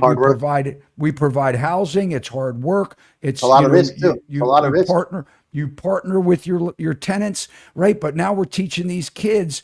I'm driving a Rolls Royce. I'm driving a Bentley. I'm driving a Lamborghini because I made $1,500. I was watching a podcast. The guy was bragging. He makes $1.5 million a month on 3,000 houses. Okay, you're making that. Don't shove it in America's face, for crying out loud, right? I mean, this is why people can't afford a house, right? So we're allowing something called a home to be a profit center in this business, to where you don't have to work. You can just make passive income. And we're blowing that up, and it's going to blow up because it's going to hurt a lot of people when they realize, man, costs are going up. I thought the government was my friend. I thought the insurance company was my friend. I thought that the my property taxes have doubled. So these people that are trying to make money off of people's necessity of life are going to learn that it's not a very good business to be in, because we destroyed it. We glamorized it. We dropped the rates too low and we ran it amok. And so that's what I think. We need to reduce the debt. We need to get affordable housing in this country and fast. I think you're going to see a lot more multifamily too. You're going to see people buy a multifamily unit and rent the other 2 or 3 out. That's what investors should be buying. That's what they should be doing, living in one, renting the other ones out. You're going to see people having to do that to buy them. You're going to see that. We shouldn't see Wall Street buying single family houses because they're going to jack rents up and buying whole communities. I don't know if you know, there was a development in Cape Coral, and one of the large builders, I don't want to say any names, but the whole development was being built, and one of the large builders was building another development not far from it. They actually bought all the units and paid 20, 30 grand over appraisal. So when all those units were bought, it made their units worth more. So they had an investor that went in with them, and they literally raised the market like overnight. And now all those people are stuck. Okay. So if you say that investors are going to buy bonds instead of housing, look at the builders' stocks. Yes, I know. The builders' stocks are going through the roof. Right. People are investing in home builders and investing in these REITs like never before. They are getting, in my opinion, they're getting ready to buy more houses than they've ever bought before. These are vampires that are sitting on the sideline ready to suck the blood out of this market as soon as it takes its next deep dive. And it's coming. I don't think it's individual investors. It's the institutional investors. Institutional, building them 100%. Up. It's not the individual guy. It's the 100%. Hedge funds. It's the pension funds. And they're throwing the money in there. And insurance companies, guys. Insurance companies that don't lose. I mean, they're raising rates. You said rates are going up. Yeah. I have a friend of mine owns an insurance agency here. He said we're going to be looking at rates 20, 30, 40% hikes next year. It's coming. It's coming. 100%. They have to. There's no way. They got to be able to afford to buy the houses when they come to foreclosure. There's a group of guys. There's a development in Boca. I saw your video you did on Boca. There's a development in Boca, not even on the water, out west. And the insurance companies, they're $1 million homes, multi-million-dollar homes. And the insurance companies are giving them $100,000 deductibles. And they're charging them 30 grand a year, 40 grand a year. And these group of people, they're actually going to self-insure. They're going to, now, if a hurricane comes through and takes them out, I don't know what they're going to do. But they're you can't self-insure if you have a mortgage. Yeah, that's true. That's absolutely true. I mean, you can't I mean, they have to be cash buyers. They have to have their houses paid off. They have to be complete idiots. A hurricane's coming. Even if you buy it with a mortgage, how can a lender approve like $30,000 a year for your insurance, and then you got $100,000 deductible? How can a lender even go along with that? They won't.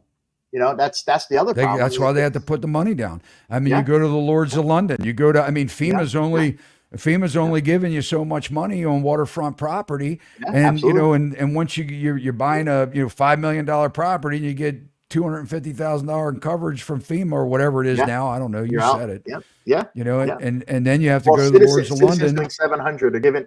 You could have a $2 million property and they're only insuring you up to 700 grand. Yeah. And you have the $100,000 deductible, and there's no other insurance companies to go to. No one else will insure it. So what happens? What's crazy is you have people that own these homes now, and they have mortgages on them, but the insurances are going to get pulled. What are they going to do? No one will insure them. Are the banks going to foreclose? What's going to happen? Yep. That's a serious problem. What happens? Got some questions here. Excuse me, Philip, did not mean to cut you off. No, you're good.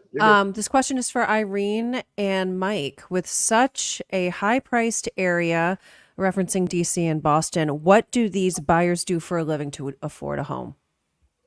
Well, so, Mike, I'm going to go. Irene, go right ahead. Jump on in. Absolutely. Yeah, let me just say that with the housing market, the high-priced areas, people here, they earn the salary. So they may work for the government, they may work for private industry, but they earn the salaries.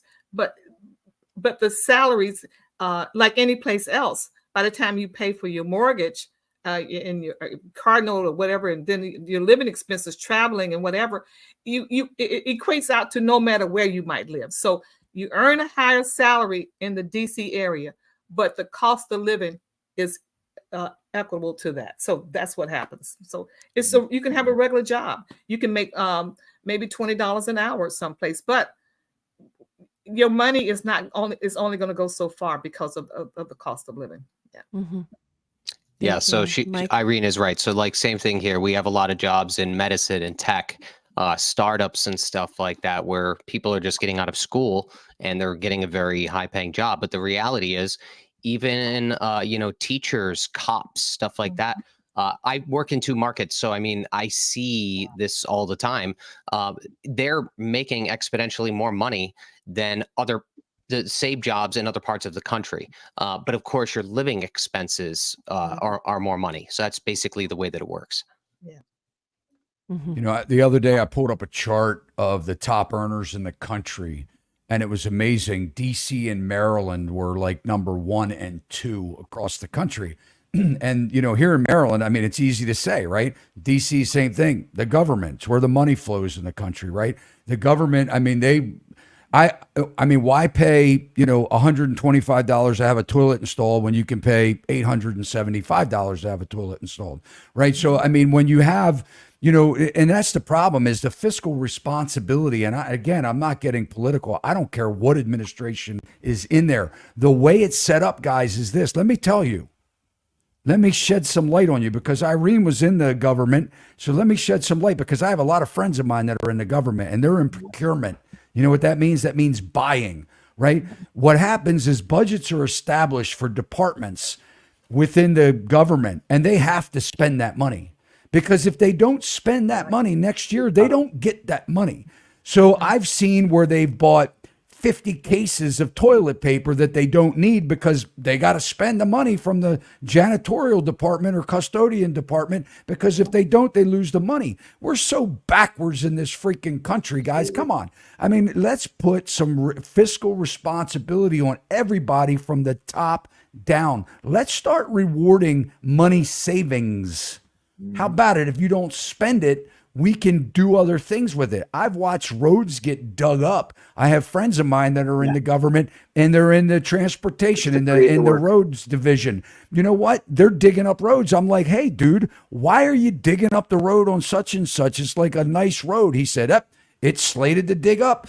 Doesn't somebody go look at it and say, hey, look, it doesn't need to be dug up? Nope. Guess what? Gets dug up. So, I mean, here's what can I say? I mean, Irene, am I wrong? That's the way it works. If you don't spend that money and it goes back, it means your budget for the upcoming fiscal year is going to be cut. And Gets they don't cut. want that budget cut. So Makes they have to spend the money. sense. So if they don't need the money, why not cut it? Like they're just spending the money to spend it to have a high budget. Why not cut the budget and keep it where they need it? Like They got to show that they need that money. Right. They got to right. Exactly. And things, you know, again, when people present their offers to the government, their quotes to the government, those quotes oftentimes are inflated, but this is what you get, and this is the way the government operates. So yeah. And that's why we're where we are. I mean, I have a friend of mine right now. Okay, he's doing road work, and he's a contractor, and you know he's working for the government as a subcontractor underneath a contractor that's underneath a contractor, and probably 3 different layers of contractors because whatever. Here's the thing, right? You know, they have him starting at 2 a.m. in the morning. So he's got weekend rates. He's got nighttime rates. I'm like, well, freaking, what do you mean 2 o'clock in the morning? He's like, well, you know, I mean, it's a busy street. You got to make sure that the traffic can go. I'm like, guess what? For those 2 days that you're in that intersection, the traffic can wait. I mean, how much more money is that costing, you know, the government to have these, whatever. That's another story altogether. Yeah, and nobody regulates it. There's again accountability. There's no. Well, they got a guy regulating it. He's sitting in the truck on his phone or taking a nap. He has the AC He's on. the regulator, right? What else we got? Lexi, thank you so much for making a comment here. But she said, are they existing or is this a COVID issue? COVID paved the way for free money, work from home, etc. And why the hell is school so much money? So, so let's talk about the work from home for a minute. Mm-hmm, okay. Because I heard a couple of you guys say, hey, look, man, so I've had comments really have at me for this because I think a lot of people that work from home have gotten lazy.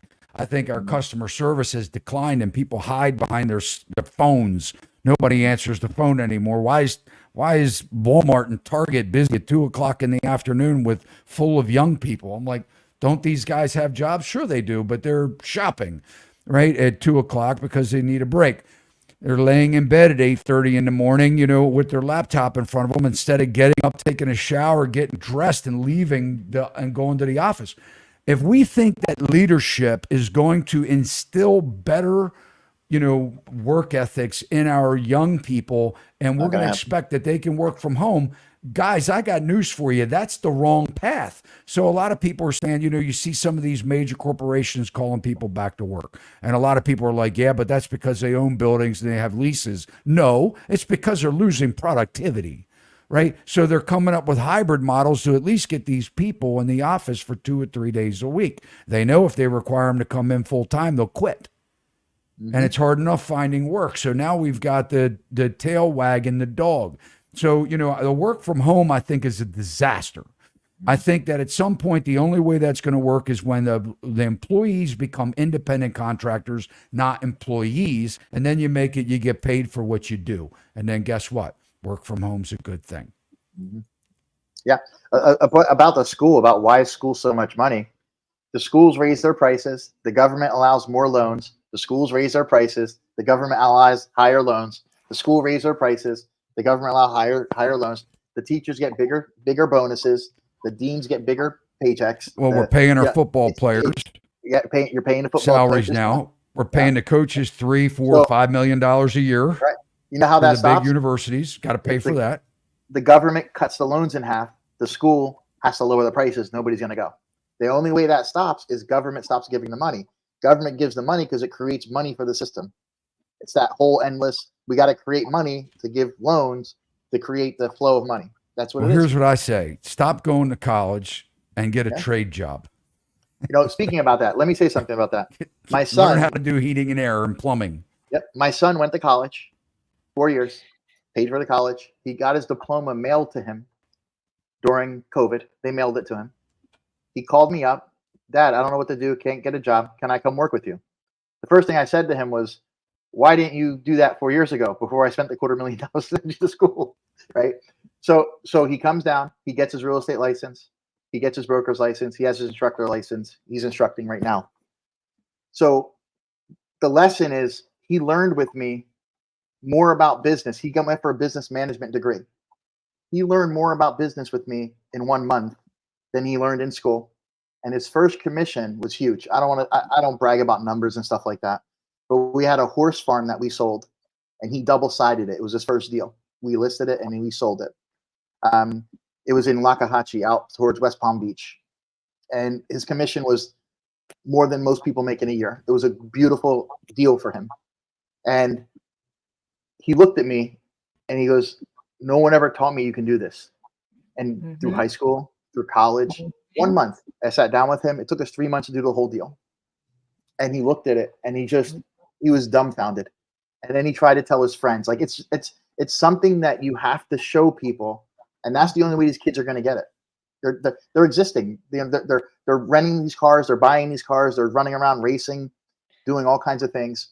And it's all about spotlight. It's all about flash. It's all about Instagram. It's about making money on Instagram or doing this or causing chaos, right?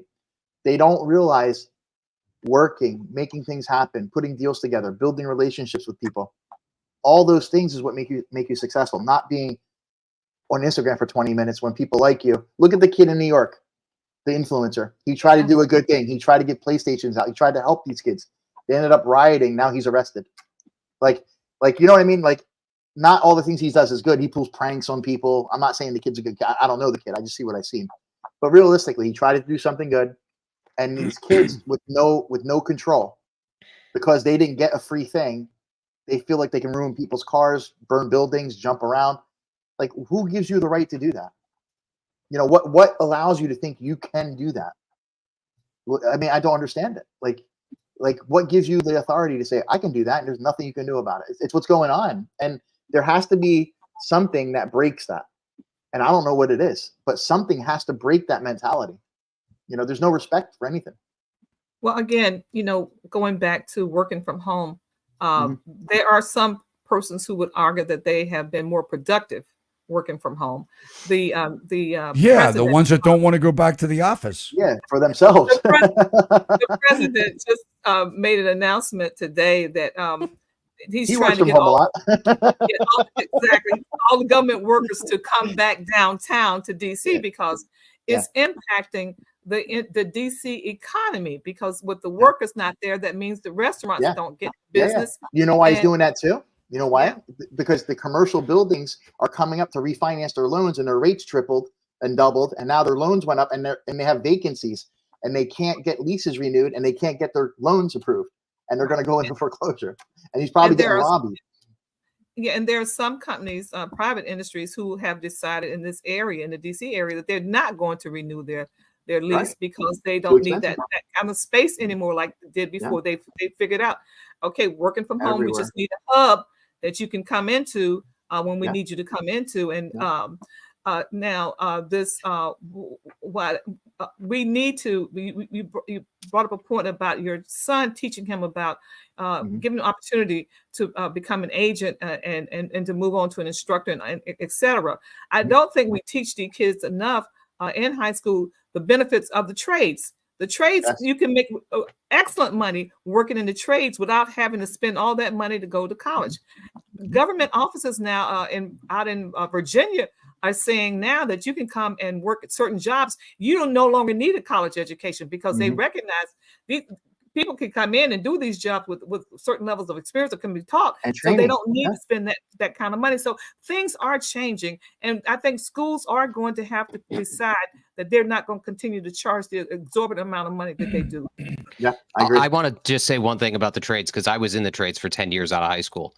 Back in 2003 when I graduated, the instructors, the teachers and everything, I felt like I got, not to make this a sob story, but I mean, I felt like I got looked down on because I was entering into the trades, right? Like that was the dynamic back then.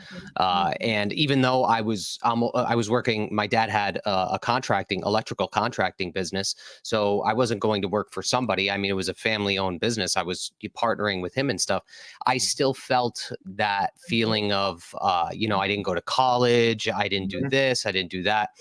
And like I said, now a lot of people that did go to college are not even pursuing a career in what they went to school for. So, if anybody's watching that, maybe, in the trades, like Todd said, trades, you make good money in the trades, right? You always have work. People need electricity. People need water. So it's, and it teaches you a lot. It teaches you a lot, a lot. And you could carry that into other careers as well. Very good point. There was a conference, I've spoke about it several times on my show, but there was a conference that I went to down in Nashville, Tennessee back in 2017, and it was called the Internet of Things. And, this is before COVID, and we started watching, and I have been in commercial real estate, and we started watching way back then, pre-COVID, businesses realizing because of the amount of expenses for these larger employers just housing employees, and that, by the way, a lot of government requirements that crush the employees making money because they have all these things that these employers have to comply with. And I'm not saying they're bad. I mean, look, Irene spent her career making sure that things were fair for employees, but I'm talking about people that are underpaid and working for these big corporations because the corporations are going to make their money.